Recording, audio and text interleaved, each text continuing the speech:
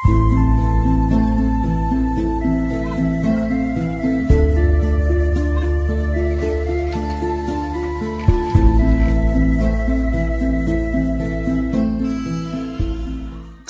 warahmatullahi wabarakatuh, Sobat Ternak dimanapun Anda berada, berjumpa kembali.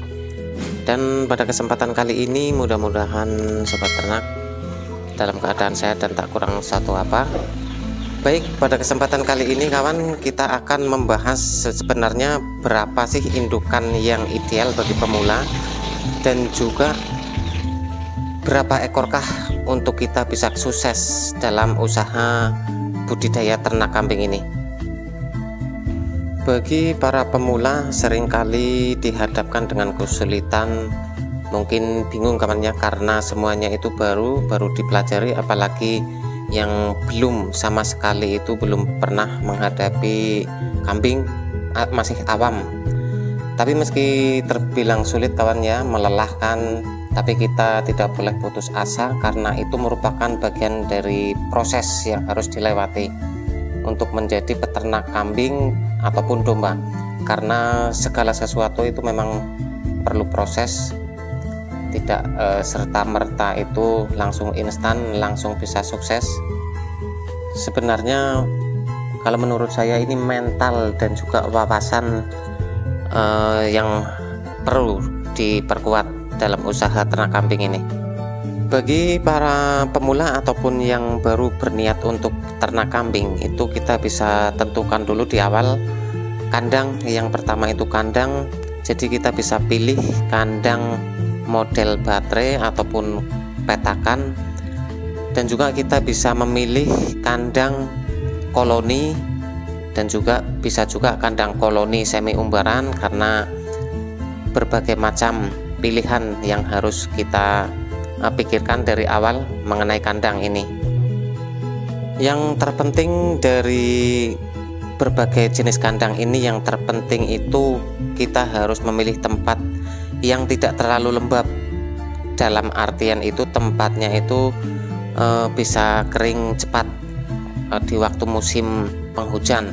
Jadi kambing itu tidak mudah terserang penyakit karena tempat yang lembab, dan juga arah menghadapnya itu juga harus tepat. Jadi menghadapnya itu ke arah matahari muncul, jadi sore hari terkena sinar matahari, pagi hari juga terkena matahari. Nah, kalau kandang itu sudah dipersiapkan, baru kita bisa mendatangkan kambing.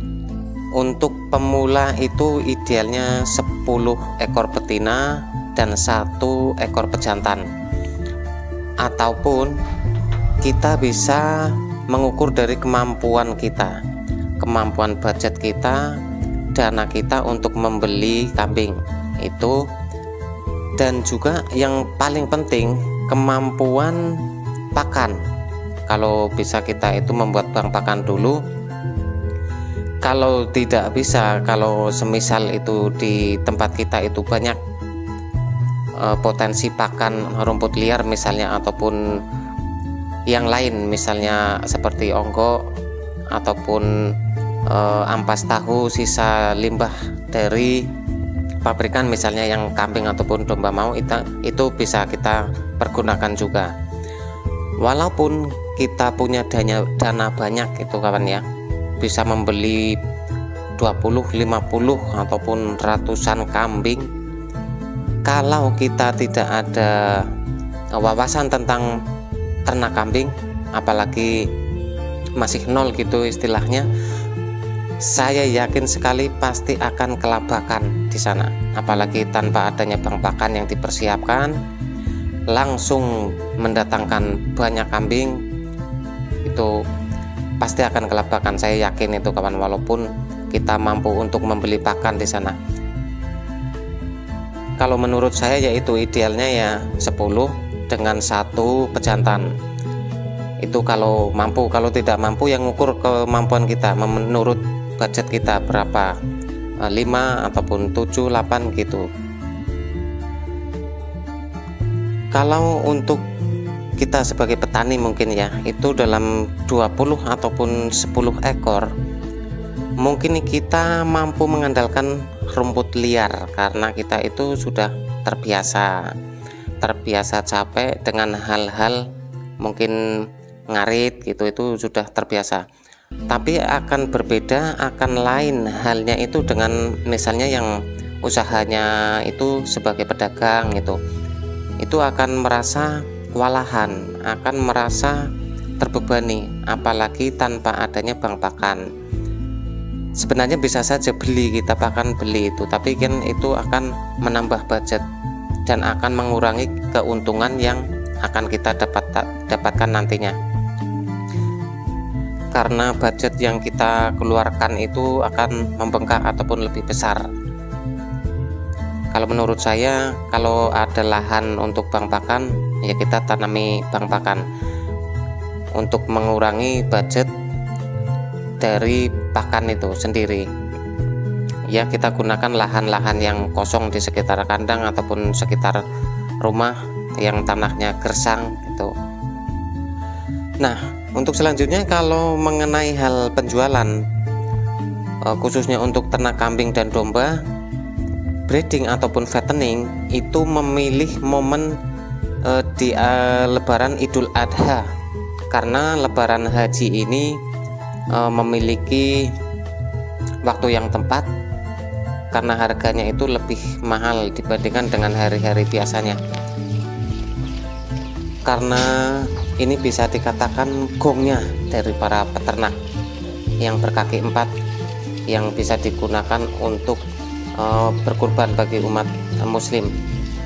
Jadi semua itu banyak yang mencari, otomatis harganya itu lebih mahal dibandingkan dengan hari-hari biasa. Nah, dan yang selanjutnya biasanya itu para peternak pemula itu mungkin banyak yang bertanya-tanya, sebenarnya itu ternak kambing itu berapa sih yang bisa membuat kita itu sukses? 10, 20, ataupun 50 ekor, 100 ekor.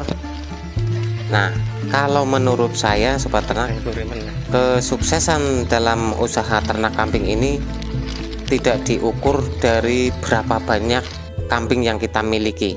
Ini kalau menurut pendapat saya. Tetapi seberapa besar kita bisa meminimalisir penyakit pada kambing. Kita bisa membuat kambing-kambing kita itu sehat, bisa meminimalisir dari segi kematian, dari segala penyakit yang menyerang, dan juga perawatan kandang dan semua yang berkaitan dengan kesehatan kambing ini.